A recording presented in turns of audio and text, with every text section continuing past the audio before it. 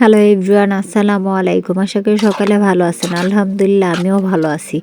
তো অনেক দিন যাবৎ টাকি মাছের কথা বলতেছিলাম আমার হাজব্যান্ডকে, কিন্তু সে সময় মতো ঠিকঠাক মতো টাকি মাছ পাচ্ছিল না। তো আজকে আমি একজনের মাধ্যমে এই টাকি মাছগুলো আনিয়েছি। টাকি মাছগুলো 850 টাকা নিয়েছে। আর এখানে মাছগুলা ছিল অনেক মোটামুটি বড় সাইজেরই ছিল। আর এখানে আমি কয়েকটা মাছ নিয়েছি, এগুলাকে দিয়ে আমি আজকে ভর্তা করব। আর টাকি মাছের ভর্তাটা কিন্তু আমার খুবই পছন্দের। তো এখানে লবণ মরিচ হলুদ দিয়ে মাছগুলোকে ভালোভাবে মাখিয়ে নেব। আর মাছগুলা মাঝখান দিয়ে একটু কেটে কেটে দিয়েছি, যাতে লবণ মরিচ হলুদ ভালোভাবে মাছের গায়ে লেগে থাকে, সেজন্য ভালোভাবে আমি মাছগুলোকে মেখে নিচ্ছি। আর এগুলা তেলের মধ্যে ভাজা করে আজকে ভর্তা করব। আর মাছগুলা কিন্তু একটু কড়া করে ভাজতে হবে। কড়াইয়ে তেল দিয়ে দিলাম, আর তেল দিয়ে তেলটা গরম হওয়া অবধি অপেক্ষা করব। আর তেলটা গরম হয়ে আসলে একটু লবণ ছিটা দিয়ে দিলে কিন্তু মাছ কড়াইয়ের গায়ে লেগে যায় না। তো আমি মাছ ভাজাটা শুরু করে দিয়েছি।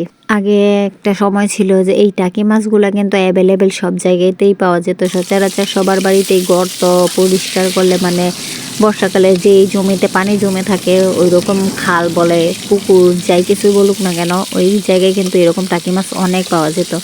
যদিও এখন নদী নালা তারপর গর্ত টর্ত পুকুর সব কিন্তু ভরাট হয়ে এখন আর এই মাছগুলো তেমন একটা সচরাচর পাওয়া যায় না। আর এই মাছগুলার মূল্য কিন্তু আগে খুব কম ছিল, আর এখন কিন্তু এই টাকি মাছগুলা 400 টাকা কেজি হয়ে গেছে।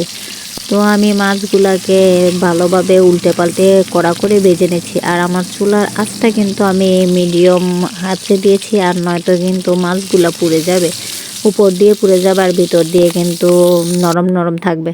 তো উল্টে পাল্টে আমি মাছগুলাকে ভালোভাবে মচমচা করে ভেজে নিয়েছি। আর এইখানে আমি কারেন্ট মরিচ যেটাকে বলো, মরিচগুলো কিন্তু অনেক জাল, সেই মরিচগুলো নিয়েছি কিছুটা। আর যেই কড়াইয়ের মধ্যে মাছ ভাজা করছি সেই তেলেই কিন্তু আমি মরিচগুলা একটু ভেজে নেব। দেশি ধনে পাতা নিয়ে নিয়েছি, আর এখানে দেশি ধনে পাতাটাই ব্যবহার করা উচিত। আর দেশি ধনে পাতাগুলার ঘ্রাণ কিন্তু অনেক সুন্দর হয়। আর কতগুলা পেঁয়াজ কুচি করে নিয়েছি। আর পেঁয়াজগুলো আমি একদম পাতলা পাতলা করে কাটার চেষ্টা করেছি, মানে যতটা চিকন করা যায় ভর্তাতে দেওয়ার জন্য। ভর্তার পেঁয়াজ কিন্তু চিকন করে কাটলেই ভর্তাটা খেতে ভালো লাগে। আমার মাছগুলা কিন্তু একেবারে পারফেক্ট ভাবে ভাজা হয়েছে, কোনো দিকটা পুড়েও যায়নি, আবার মচমচাও হয়েছে। তো আমি এখন মাছের কাঁটাগুলো এক এক করে বেছে নেব। আর টাকি মাছে কিন্তু অনেক কাঁটা থাকে, খুব সাবধানে কাঁটাগুলো বেছে নিতে হবে। একটা একটা করে কাঁটা বাছতে বাছতে কিন্তু আমার অনেকটা সময় লেগে গিয়েছিল মাছের কাঁটাগুলো বাছতে। এই তো আমার সবগুলা মাছের কাঁটা বাছা শেষ হয়ে গেছে। যদিও চেষ্টা করেছি যাতে কাঁটা না থাকে, তারপরেও কিন্তু মাছের গায়ে কাঁটা রয়ে গিয়েছে। তো আমি সেই কাঁটাগুলো আবার আলাদা করে ফেলে দেওয়ার চেষ্টা করতেছিলাম। এখানে মরিচ পেঁয়াজ ধনেপাতা নিয়েছি, এখন মরিচগুলো ভেঙে নিব। টাকি মাছের ভর্তাতে কিন্তু পেঁয়াজটা একটু বেশি দেওয়ার চেষ্টা করবেন, আর পেঁয়াজটা বেশি দিলে কিন্তু আমার কাছে মনে হয় যে খেতে ভালো লাগে। তো আমি অনেকগুলা পেঁয়াজ নিয়েছি। আর এখানে যদিও মাছ ভাজার মধ্যে লবণ দিয়েছে, তারপরও পেঁয়াজগুলো একটু নরম করার জন্য সামান্য একটু লবণ দিয়ে পেঁয়াজ মরিচ এবং ধনেপাতাগুলো ভালোভাবে মাখিয়ে নেব। পেঁয়াজ মরিচ ধনেপাতাগুলো কিন্তু একটু ভালোভাবে মাখাতে হবে, যাতে একটু নরম হয়ে আসে। তো আমি অনেকটা সময় নিয়ে পেঁয়াজ ধনেপাতাগুলো মাখাচ্ছিলাম। এই তো আমার পেঁয়াজ আর ধনেপাতার লুকটা এরকম এসেছে ভালোভাবে মাখানোর পর। তো এর মধ্যে আমি মাছগুলা দিয়ে দিব, ভালোভাবে মাখিয়ে নেব। আর মাছগুলা যখন মাখামো একটু সতর্কভাবে এই হাতে মাখাতে হবে, কারণ এর মধ্যে কাঁটাও থাকতে পারে। আমি আস্তে আস্তে মাছগুলা ভালোভাবে পেঁয়াজ মরিচের সাথে মিশিয়ে নিচ্ছি, একটু ধীরে সুস্থেই করতেছি, কারণ হাতের ভিতরে কাঁটা ঢুকে যেতে পারে। যদিও অনেক সতর্কতার সাথে মাছগুলো বেছেছিলাম, তারপরও কাঁটা থেকে যেতেই পারে। টাকি মাছের ভর্তাটা কিন্তু আমার কাছে অনেক পছন্দের। আমার হাতের এই টাকি মাছের ভর্তাটা আমার আব্বাও খেতে খুব পছন্দ করে। তো আমার ভর্তাটার মধ্যে আমি আবার একটু সরিষার তেল ব্যবহার করবো। আর শীতের দিনের ভর্তা মানেই কিন্তু সরিষার তেল।